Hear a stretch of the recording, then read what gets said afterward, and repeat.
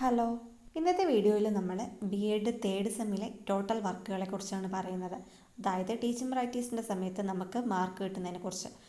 Total 260 മാർക്കാണ് teaching പ്രാക്ടീസിൻ്റെ സമയത്ത് കാലിക്കറ്റ് യൂണിവേഴ്സിറ്റിയിൽ കിട്ടുന്നത്. അപ്പോൾ ആ മാർക്ക് ഓരോന്നിനും ഏതൊക്കെയാണ് വരുന്നതെന്നാണ് നമ്മൾ നോക്കുന്നത്. അതായത് കുറേ വർക്ക് ചെയ്യാനുണ്ട്. അപ്പോൾ ഓരോ വർക്കിനും എത്ര മാർക്ക് ഇതാണ് വരുന്നതെന്നാണ് നമ്മൾ നോക്കുന്നത്. ഫസ്റ്റ് തന്നെ ടീച്ചിങ് ആണ് പറയുന്നത്. അതായത് ടീച്ചിങ് പ്രാക്ടീസിൻ്റെ സമയത്ത് നമ്മൾ ക്ലാസ് എടുക്കും. യു.പിയിൽ, ഹൈസ്കൂളിൽ അല്ലെങ്കിൽ ഹയർ സെക്കൻഡറി നമ്മൾ ഏതെങ്കിലും ഒന്ന് നമ്മൾ ചൂസ് ചെയ്യുമല്ലോ. ഒന്നെങ്കിൽ യു.പി ഹൈസ്കൂളും എടുക്കും, അല്ലെങ്കിൽ ഹൈസ്കൂളും ഹയർ സെക്കൻഡറി, അങ്ങനെ നമ്മൾ ചൂസ് ചെയ്യുമ്പോൾ നമ്മൾ എടുക്കുന്ന ക്ലാസ്സുകൾ നോക്കിയിട്ട് നമുക്ക് മാർക്ക് ഇടുന്നുണ്ട്. അതാണ് ടീച്ചിങ്ങിൽ കാണിക്കുന്നത്.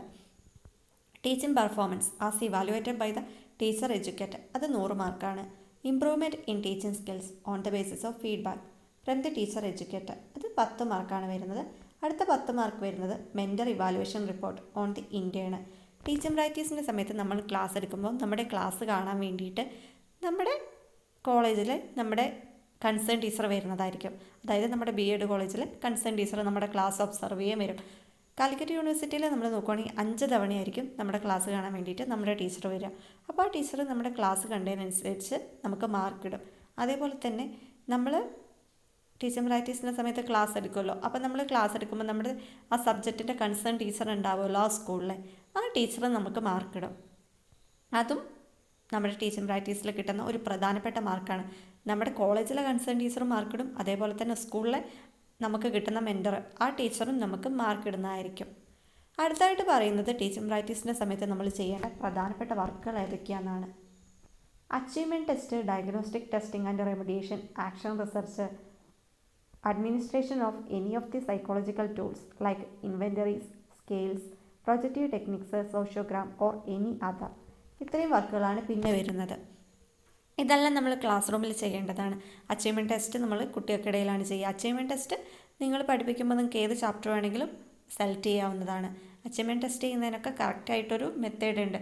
നമ്മൾ അത് ഓരോന്നും കറക്റ്റ് രീതിയിലാണ് ചെയ്യേണ്ടത്. അച്ചീവ്മെൻറ്റ് ടെസ്റ്റ് ചെയ്തതിന് ശേഷമാണ് നമ്മൾ ഡയഗ്നോസ്റ്റിക് ടെസ്റ്റ് ചെയ്യുക. അച്ചീവ്മെൻറ്റ് ടെസ്റ്റിന് 10 മാർക്കാണ്, ഡയഗ്നോസ്റ്റിക് ടെസ്റ്റിനും 10 മാർക്കാണ് ഇവിടെ പറയുന്നത്. അച്ചീവ്മെൻറ്റ് ടെസ്റ്റ് നമ്മൾ 2 ചെയ്യണം. യു.പിയിലും ചെയ്യണം, ഹൈസ്കൂളിലും ചെയ്യണം. ഡയഗ്നോസ്റ്റിക് ടെസ്റ്റും അതേപോലെ യു.പിയിലും ഹൈസ്കൂളിലും ചെയ്യണം. ആക്ഷൻ റിസർച്ച് ആണെങ്കിൽ നമ്മൾ 1 ചെയ്താൽ മതി. അത് ഹൈസ്കൂളിലാണ് നമ്മൾ ചെയ്യുക. ആക്ഷൻ റിസർച്ച് ചെയ്യുമ്പോൾ എങ്ങനെ വെച്ചിട്ടുണ്ടെങ്കിൽ നമ്മൾ ഏതെങ്കിലും ഒരു ടോപ്പിക്കൊക്കെ പഠിപ്പിക്കുമ്പോൾ, ഏതെങ്കിലും ഒരു ഭാഗം പഠിപ്പിക്കുമ്പോൾ കുട്ടികൾക്ക് അത് മനസ്സിലാക്കാൻ വളരെ പാടുള്ളതായിട്ട് തോന്നില്ലേ? അതായത് കുട്ടികൾ പ്രയാസം അനുഭവപ്പെടുന്നതായിട്ട് ചില കാര്യങ്ങളൊക്കെ പഠിപ്പിക്കുമ്പോൾ നിങ്ങൾക്ക് കാണുന്നുണ്ടാവും, അങ്ങോട്ടും ഇങ്ങോട്ടും മാറുന്നതൊക്കെ ആയിട്ട് കുട്ടികൾക്ക്. അത് നിങ്ങൾക്ക് പഠിപ്പിക്കുമ്പോൾ മനസ്സിലാവും. കുട്ടികൾക്ക് പഠിപ്പിക്കുമ്പോൾ ഏത് ഭാഗമാണ് പ്രയാസമുള്ളതായി തോന്നുന്നത്, ആ ഒരു ഭാഗം കുട്ടികൾക്ക് പഠിപ്പിച്ചു കൊടുക്കാൻ വേണ്ടിയിട്ട് നമ്മൾ എളുപ്പമുള്ള മാർഗ്ഗങ്ങൾ ഉപയോഗിക്കുക. നമ്മൾ പഠിപ്പിച്ചു കൊടുക്കുകയല്ല, മറിച്ച് നമ്മൾ ചൂസ് ചെയ്യുന്ന മെത്തേഡുകളിലൂടെ കുട്ടികൾ സ്വയം മനസ്സിലാക്കിയെടുക്കണം. ആക്ഷൻ റിസർച്ച് എന്ന് പറയുന്ന പല ഫേസുകളിലായിട്ടാണ് നമ്മൾ ചെയ്യുക.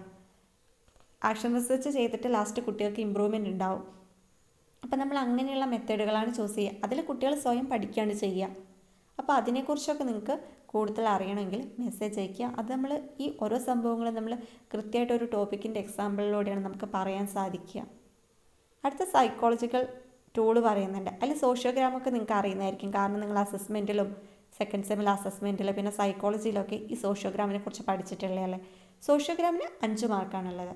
അപ്പോൾ ഇതൊക്കെയെന്ന് പറയുന്നത് നിങ്ങൾക്ക് ടീച്ചിങ് പ്രാക്ടീസിൻ്റെ സമയത്ത് പോകുമ്പോൾ തുടക്കം മുതലേ നിങ്ങൾക്ക് ചെയ്യാൻ സാധിക്കുന്നതാണ്.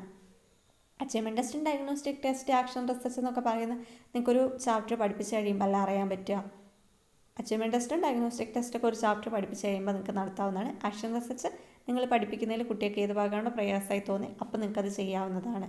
സൈക്കോളജിക്കൽ ടൂളൊക്കെ നിങ്ങൾക്ക് പോയി കഴിഞ്ഞിട്ട് വേഗം നടത്താവുന്നതാണ്. ഈ ഓരോ വർക്ക് നമ്മൾ എത്രയും പെട്ടെന്ന് ചെയ്യുവാണെങ്കിൽ നമുക്ക് അത്രയും എളുപ്പമായിരിക്കും, ലാസ്റ്റിലേക്ക് വെക്കാതെ. അടുത്ത നമുക്ക് വരുന്ന വർക്കുകളാണ് observation report of classroom teaching of mentors and PS. അത് 5 മാർക്കാണ് വരുന്നത്. അതിൽ ഉദ്ദേശിക്കുന്നത് എന്താണെന്ന് വെച്ചിട്ടുണ്ടെങ്കിൽ നമ്മൾ ടീച്ചിങ് പ്രാക്ടീസിന് ഒരു സ്കൂളിൽ പോകുമല്ലോ. പോയി കഴിഞ്ഞിട്ട് ആ സ്കൂളിലെ മെൻറ്റേഴ്സിൻ്റെ, അതായത് ടീച്ചേഴ്സിൻ്റെ നമ്മൾ ക്ലാസ് ഒബ്സർവ് ചെയ്യുക. ക്ലാസ് ഒബ്സർവ് ചെയ്തിട്ട് അതിൻ്റെ റിപ്പോർട്ട് എഴുതുക. അതുപോലെ തന്നെ പി.എസ്, അതായത് നമ്മൾ മാത്രമല്ലല്ലോ അവിടെ ടീച്ചിങ് പ്രാക്ടീസിന് പോകുക, വേറെ നമ്മുടെ കൂടെ വേറെയും കുട്ടികളുണ്ടാവില്ലേ, വേറെയും ടീച്ചേഴ്സ് ഉണ്ടാവും. അപ്പോൾ അവരുടെയും ക്ലാസ് ഒബ്സർവ് ചെയ്തിട്ട് നമ്മുടെ കൂടെയുള്ള ബാക്കിയുള്ളവരുടെയും ക്ലാസ് ഒബ്സർവ് ചെയ്ത് റിപ്പോർട്ട് എഴുതുക. അത് ശരിക്കും എഴുതേണ്ടത് 10 എണ്ണമാണ് വരേണ്ടത്. അപ്പോൾ നമ്മൾ ക്ലാസ് റൂം ടീച്ചിങ് ഓഫ് മെൻറ്റേഴ്സിൻ്റെ മെൻറ്റേഴ്സിൻ്റെ ക്ലാസ് 5 ഒബ്സർവ് ചെയ്തിട്ട് റിപ്പോർട്ട് എഴുതുക. അതുപോലെ പി എസിൻ്റെ ക്ലാസ് നമ്മുടെ കൂടെ വന്നിട്ടുള്ള ബാക്കി പി എസ് അവരുടെയും 5 ക്ലാസ് കണ്ടിട്ട് ഒബ്സർവേഷൻ റിപ്പോർട്ട് എഴുതുക. അപ്പോൾ 10 ആയില്ലേ. അത് 5 മാർക്കാണ് വരുന്നത്. ഇതൊക്കെ നമുക്ക് പോയി കഴിഞ്ഞപാട് ചെയ്യാവുന്നതാണ്. ഇത് മാക്സിമം നമ്മൾ നമ്മുടെ സബ്ജക്റ്റ് തന്നെ ചെയ്യാം. മാക്സിമം എന്നല്ല, നമ്മുടെ സബ്ജക്റ്റ് തന്നെയാണ് ചെയ്യേണ്ടത്. മെൻറ്റേഴ്സിൻ്റെയും പി എസിൻ്റെയും നമ്മുടെ സബ്ജക്റ്റിൻ്റെ ക്ലാസ്സുകളാണ് നമ്മൾ കാണേണ്ടത്.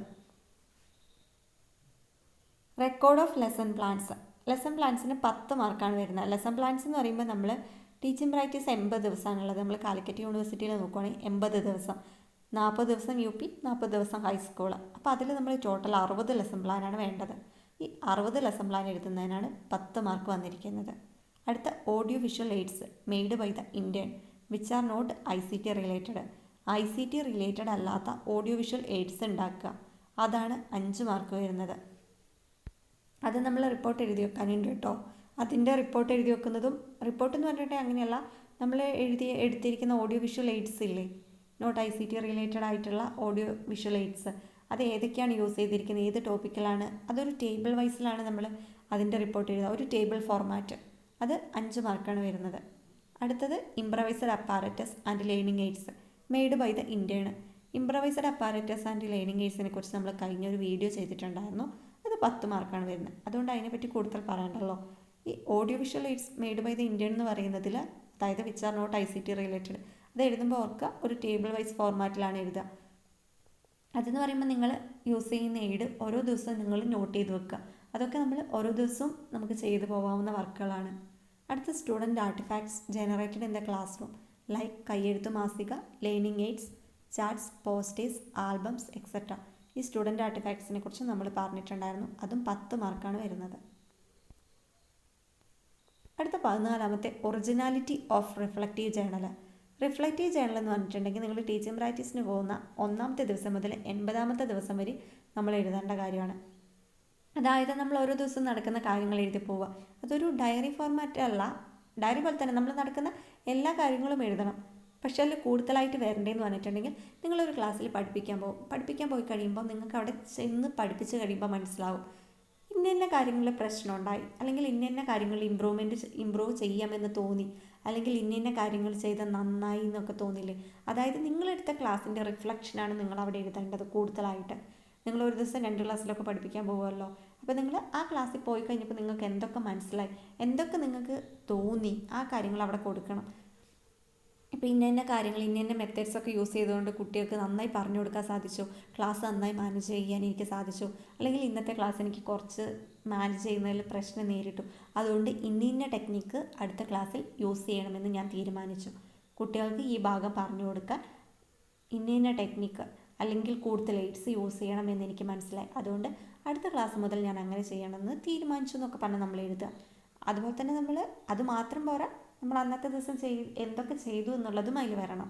കൂടുതലായിട്ട് അതിൽ നമ്മുടെ റിഫ്ലക്ഷനാണ് വരേണ്ടത്. ഇത് 10 മാർക്കാണ് വരുന്നത്. 80 ദിവസത്തെയും വേണത്. അപ്പോൾ അത് ഓരോ ദിവസവും നമ്മൾ അപ്പം എഴുതി പോവുക. അടുത്തത് 15-ാമത്തെ ICT റിലേറ്റഡ് എക്സ്പെർട്ടൈസിലാണ് വരുന്നത്. ICT related artifacts used for teaching as incorporated in lesson plans. അത് 10 മാർക്കിനാണ് വരുന്നത്. അത് നമ്മൾ യൂസ് ചെയ്യുന്ന ICT റിലേറ്റഡ് ആർട്ടിഫാക്ട്സ് ഉണ്ടല്ലോ. നേരത്തെ നോൺ ICT റിലേറ്റഡ് ആർട്ടിഫാക്ട്സ് പറഞ്ഞു. ഇവിടെ ICT റിലേറ്റഡ് ആർട്ടിഫാക്ട്സ് എന്ന് പറയുമ്പോൾ നമ്മൾ കൂടുതലായിട്ടും പവർ പോയിൻ്റൊക്കെ യൂസ് ചെയ്യില്ലേ, പവർ പോയിൻ്റ് യൂസ് ചെയ്യും, വീഡിയോസ് യൂസ് ചെയ്യും, ആ കാര്യങ്ങളൊക്കെ, പല ഓഡിയോസ് യൂസ് ചെയ്യാം, ഈ കാര്യങ്ങളൊക്കെയാണ് അതിൽ വരുന്നത്. ആ യൂസ് ചെയ്യുന്നതെല്ലാം നമ്മൾ എന്ത് ചെയ്യണം, ഒരു പെൻ ഡ്രൈവിൽ അല്ലെങ്കിൽ CD-യിൽ നമ്മൾ കയറ്റി വെക്കണം. അതായത് കമ്മീഷൻ്റെ സമയത്ത് അത് നമ്മൾ കാണിക്കേണ്ടതാണ്. ICT റിലേറ്റഡ് എക്സ്പെർട്ടൈസ് എന്ന് പറയുന്ന ഒരു വർക്കിൽ വരുന്ന കാര്യമാണത്. അടുത്തത് richness and variety of the ICT related artifacts used for teaching as incorporated in lesson plans. അതും 10 മാർക്ക്. ICT റിലേറ്റഡ് എക്സ്പെർട്ടൈസിൽ നമ്മൾ ആദ്യം പറഞ്ഞു ICT റിലേറ്റഡ് ആർട്ടിഫാക്ട്സ് യൂസ് ചെയ്തതൊക്കെ നമ്മൾ CD-യിലോ പെൻഡ്രൈവിലോ കയറ്റി വെക്കുക. അതുപോലെ തന്നെ നമ്മൾ ചെയ്യേണ്ട മറ്റൊരു കാര്യമാണ് ഈ ICT റിലേറ്റഡ് ആയിട്ടുള്ള ഒരു ക്ലാസ് എടുക്കണം. ICT റിലേറ്റഡ് ആയിട്ടുള്ള 3 ലെസൺ പ്ലാൻ നമ്മൾ എഴുതണം.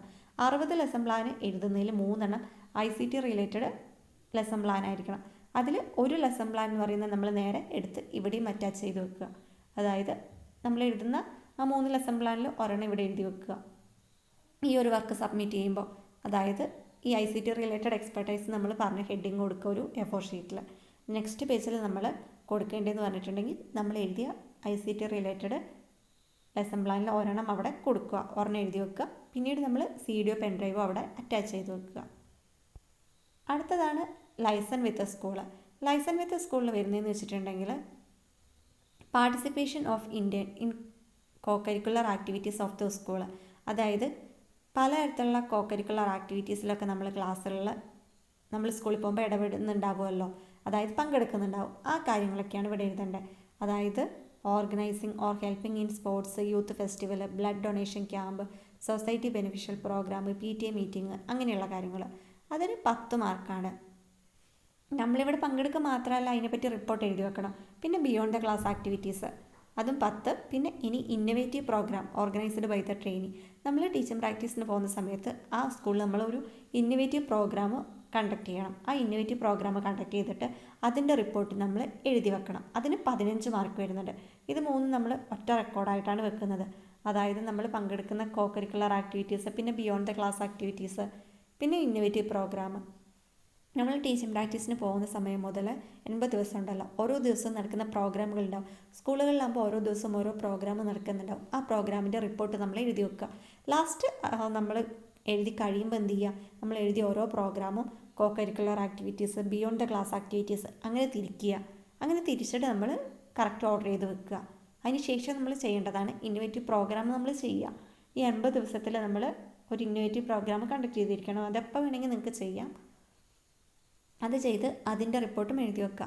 ഇതൊക്കെ എഴുതുന്നതിനൊരു മോഡലുണ്ട്. ഇന്നോവേറ്റീവ് പ്രോഗ്രാമും അതുപോലെ തന്നെ ഈ ലൈസൺ വിത്ത് സ്കൂൾ എന്ന് പറയുന്നത് ഇത് എഴുതുന്നതിനൊരു മോഡലുണ്ട്. അപ്പോൾ ഇതിനൊക്കെ കൂടി വരുന്ന മാർക്കുകൾ ഇവിടെ പറഞ്ഞിട്ടുണ്ട്.